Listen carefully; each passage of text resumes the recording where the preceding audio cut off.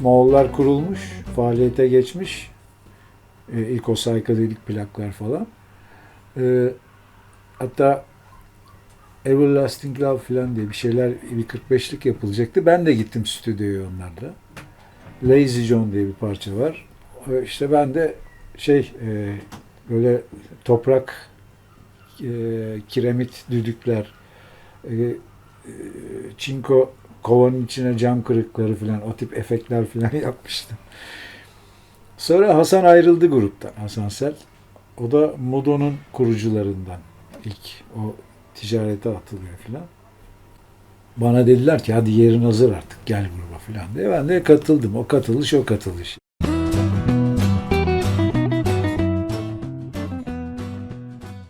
69 Moğollar turnesi, Anadolu turnesi, o biz kendimiz yaptık turneyi. Organizatörler ilgilenmiyordu. Ee, Bizim Engin Yörükoğlu, rahmetli davulcu, bir arkadaşıyla birlikte gitti. Her yerde işte okul aile birlikleri, spor kulüpleri, valiler, belediye bir şekilde konserler bağladılar. Kendimiz organize ettik. Gittik, çaldık. 30-40 gün dolaştık.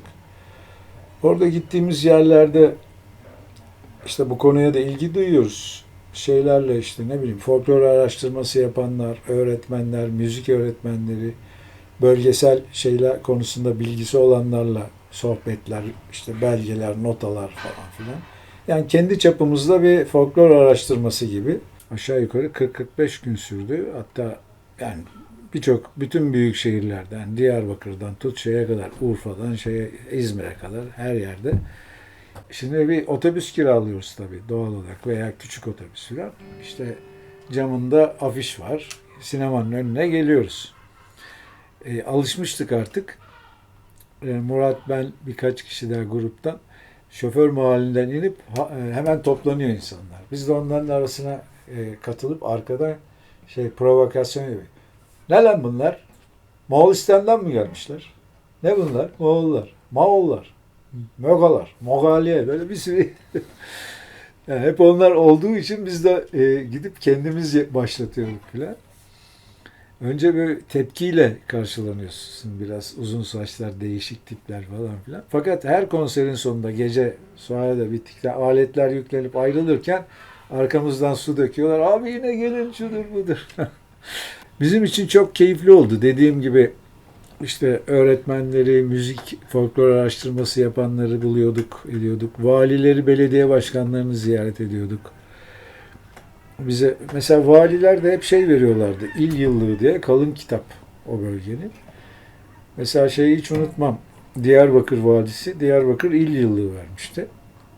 O bir şekilde bende kaldı. Eve döndüğümde İstanbul'a böyle işte folklor halk müziği bölümü var. Ticaret, sanayi, şu bölgenin şeyleri filan. Halk müziği sayfalarında bir notalar vardı. Çığırık diye bir türkü. Ben oradan çıkardım onu. Sonra yaptık yani Moğollar diskografyasında bilinen bir şeydir çığırık. Orijinalini hiç dinlememiştim. Seneler sonra İzzet Altınmeşe'den dinledim. Baktım hani pek bir fark yokmuş. Doğru yakalamışız yani. Ruhi Su var. Aşık İhsan'ı çıkmış. Halk müziğine bir ilgi var. Bir yandan Beatles, Rolling Stones, rock. İkisinin karışımı bir şey. Anadolu Pop öyle oluştu kafamızda yani. Bunu ilk başlatan biz değiliz. Cem Karaca bizim bu yaptığımız turne 69'du. Cem Karaca ta 66'da Emrah diye bir 45'liği var ki zaten orada temelleri atılmış şeyin yani. Müthiş bir düzenleme ve parçadır, yorumdur. Fikret Kızılok zaten yapıyordu. Barış yapıyordu, Cem yapıyordu. Modern folk üçlüsü vardı. Efendim Esin Afşar yani daha bir sürü. Tülay Germaz tabii bizden önceki kuşak. Onlar zaten yapmışlardı. Hümeyra, buna benzer isimler. Biz kendi yaptığımız şeye o ismi koyduk ama sonra yıllar geçtikçe bu o döneme verilen bir isim haline geldi. Ama ismi yumurtlayan kişi benim, yani bir şeyi yok aslında. Yemyeşil ovaları, buz gibi pınarlar. Lucretius diye eski bir Yunan filozofu. Kitapları falan da var, hatta Milli Eğitim Bakanlığı'ndan çıkmış. eski klasikler diyorlar ya oradan. Lucretius bir yerde şey diyor. Ey ülkemin çalgıcıları, şarkıcıları işte bir şeyi taklit edeceğinize kendi köklerinize bakın filan gibi bir şey. Ben de aldım onu bizim Anadolu Pop'un manifestosu yaptım. O yıllarda çok önemli bir gazeteydi Cumhuriyet kadar. Akşam gazetesi bir yazarı vardı Tanju Cılızoğlu diye. O benim o şeyi çok sevmişti. Tam sayfa bir şekilde yazı çıkmıştı filan. Yani işte bizim o Dağ ve Çocuk, Garip Çoban plakları ve böyle Anadolu Pop'un manifestosu şudur budur bayağı ilgi çekti basında. Yani bir ses getirdi. Ama dediğim gibi yani çok daha önce başlayanlar da vardı o tarza. Zaten birçok sanatçıya tek bir türün şeyi gibi bir klişeleştirmek doğru bir şey değil. Yani şimdi Anadolu Pop dedik de yani Cem Karaca bambaşka bir tavır, Erkin Koray bambaşka bir tavır, Barış Manço bambaşka bir tavır, Moğollar bambaşka bir şey. Yani onları genel olarak, kuşak olarak filan şey dersen belki Anadolu Pop doğru bir isim. Aziz Azmet ayrıldı gruptan. Hoşuna gitmedi artık Anadolu'ya bu kadar girmemiz hani halk müziği etkileri falan filan. O şeyi çok severdi. Cream, Eric Clapton filan o türleri. Sıkıldı, ayrıldı gruptan. O zaman Osman Bey'de bir evimiz vardı, grup evi. Orada prova filan da yapıyorduk. Ne yapacağız, ne edeceğiz? Solistimiz yok. Eyvah filan. Biz nasıl söyleriz? Biz söyleyemiyoruz filan. Neyse. O sıralarda da Ersen diye birisi var. Dolaşıyor ortalıkta. Cem Karaca gitmiş. Cem de prodüktörlük yapmış. Beyaz Güvercin diye ilk 45'lik planı yapmış. Hep bizim eve geliyordu. Ya işte bak Cem Baba bana prodüktörlük plan var, şudur budur. Biz Jam Session yapıyoruz, o da kemanla geliyor çalıyor filan. Şimdi biz kara kara düşünürken solist ne yapacağız? Ben dedim ki ya bak işte Ersen var ya. Şarkı söylüyor adam, şarkıcı. Her gün bize geliyor. Kovsak da yine geliyor. Keman da çalıyor, Jam Session yapıyor. Hakikaten iyi fikir filan dedi. Ersen'i aldık gruba. Haliç'te Güneşin Batışı, Ternek 45'liklerini yaptık. Sonra birkaç yerde gazinolar malum o yıllarda, oralarda çalıştık filan. Sonra böyle işte 70'in sonuna doğru filan biz artık yurt dışına gidelim diye bir karar aldık. Ama Ersen'i götüremeyiz.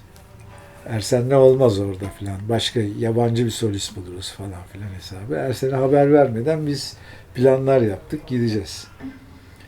Şimdi Engin'le ikimizin askerlik durumu vardı. Ama o yıllarda pasaport alırken eğer hani pasaport dairesinde bir tanıdığın varsa bir yazıya askerlikle ilişiği yoktur diye bir yazı yazarsa alıyorsun.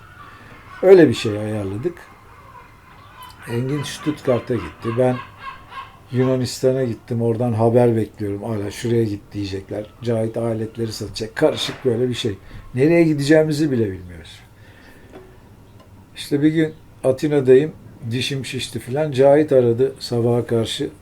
Dedi işte şöyle şöyle ben aletleri sattım. Engin gitti. Sen de bir yere git haber ver. Maceraya bak. Nereye gideceğimizi bile bilmiyoruz. Bu arada dedi, Barış'la karşılaştım dedi. Paris'te evi varmış, orada kalabilirsiniz demiş. Şimdi ben sabaha karşı 4'te bu haber geldi. Zaten dişim şişmiş, kafam karışık. Havaalanına gittim, sıkılmışım oradan. O aklıma geldi yani Barış'ın evi var kalabiliriz diye. Ben Air France'dan bilet alıp Paris'e gittim. Grup da mecburen beni bulmak için geldi oraya. Beni bulamadılar yani. Neyse yani Fransa'ya gidişimiz bu şekilde oldu. Bir araya geldiğimizde hemen bir kafeye gidip telefon rehberi var. Sarı sayfalar. Plak şirketi adreslerinin olduğu sayfaları yırtıp cebe atıp çıktık. Ertesi gün hemen hepsini tek tek dolaşmaya başladık. O dönemin önemli plak firmaları. Philips, Pate Marconi, CBS. Hangisine gitsek teklif geliyor. Gelin demo kaydı yapalım, demo kaydı yapalım. İçinden seçtik yani. Bugüne kadar hiçbir Türk grubuna nasip olmuş bir şey değil. Baktık hani CBS daha internasyonel bir şey gibi duruyor. Amerikan firması da aynı zamanda. Fakat solist yok. Murat'la ikimiz söyledik. Bir Behind the Dark ve Arka Yüzü için 45'lik yaptık.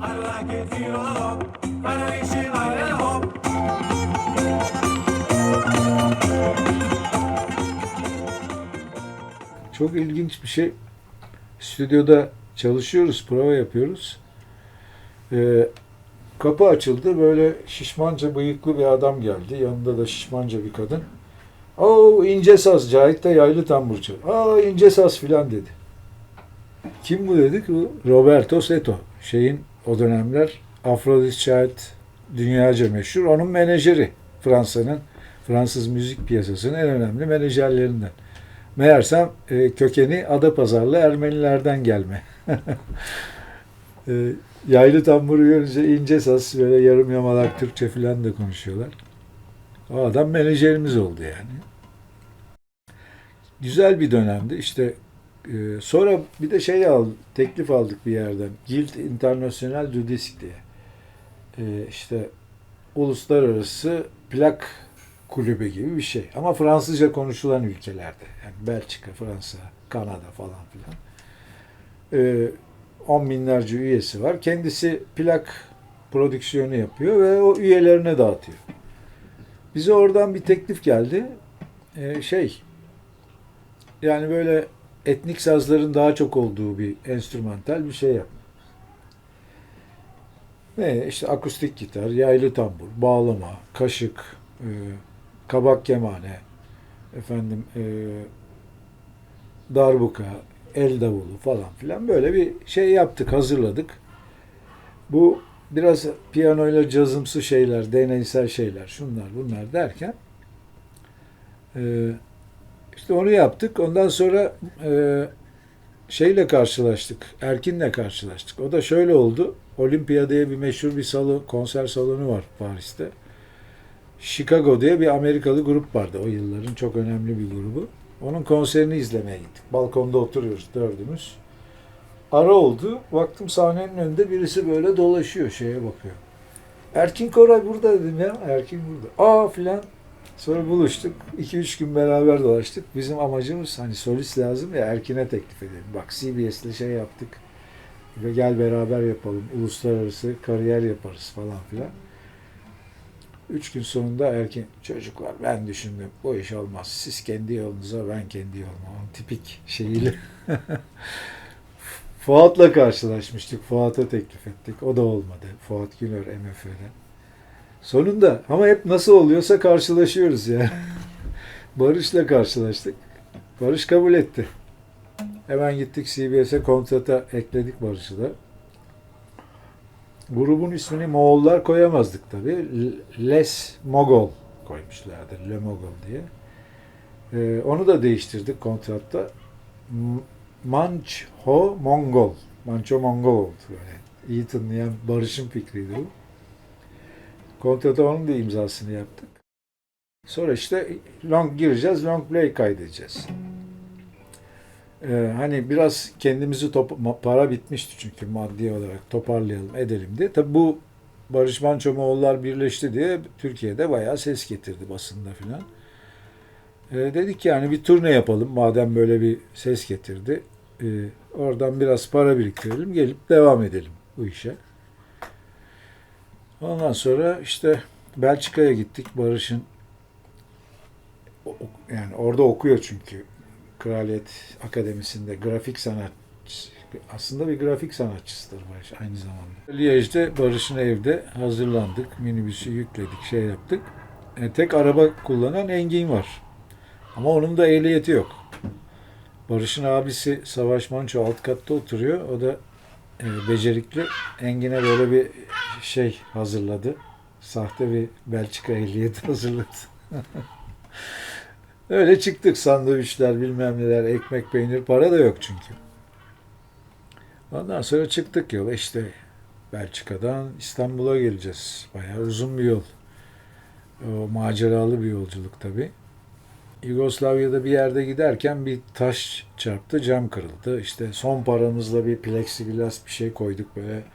Gece gidiyorsun, karşıdan bir far oluyor, sana 50 tane araba geliyormuş gibi. Engin böyle kafasını çıkartıp kullanıyor. Yağmur yağıyor, birisi şemsiye tutuyor falan. Tam böyle şey.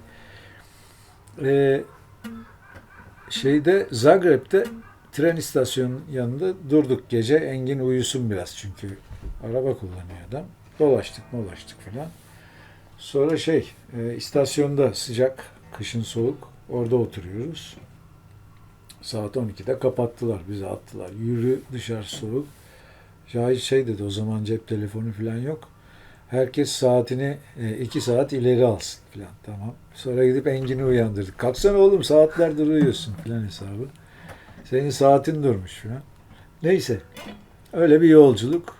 Sofya'da Barış dedi ki hani vardır, bir kural vardır. Para bitti, aç kaldık, yiyecek de bitti. Ee, Yurt dışında hani parasız kalırsan konsolosluğa gidiyorsun, bir para alıyorsun, sonra dönünce Merkez Bankası'na yatırıyorsun filan. İşte sabahın köründe gitti Barış, Cahit, Engin filan. Türk konsolosunun kapısını çalıyorlar. Hepsinde böyle gocuklar, saçları uzun, koyun postu filan. Adam açıyor kapıyı. Anarşistler diyor, korkuyor, kapatıyor. Ya dur, ben Barış Manço, bunlar mı oğullar filan. Neyse işte bir şekilde para alındı. Onunla geldik. Böyle zor bir yolculuktan sonra geldik ama çok başarılı bir turne oldu gerçekten.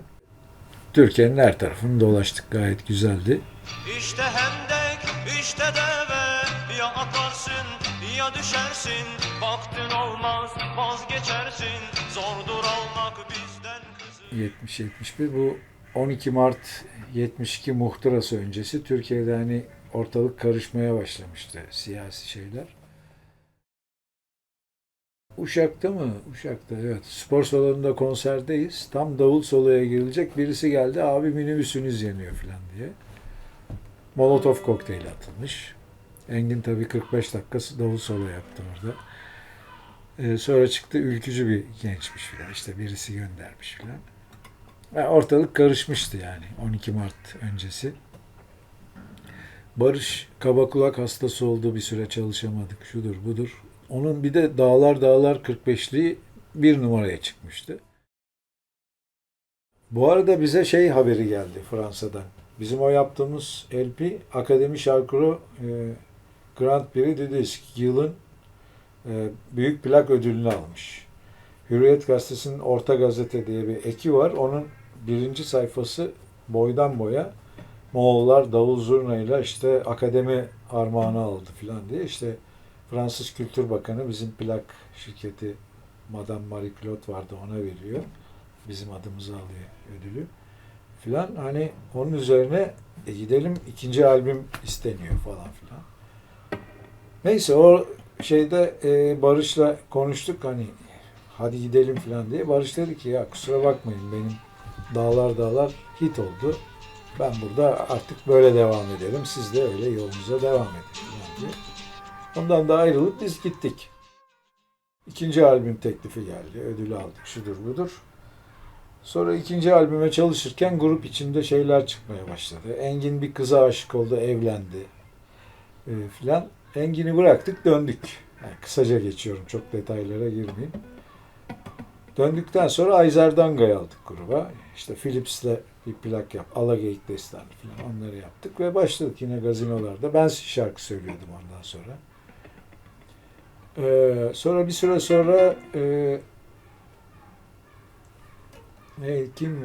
Cahit, ben, Ayzer. Evet. Murat da ayrıldı gruptan 72'de. Klavye de gitti. Cahit, ben, Ayzer üçümüz kaldık.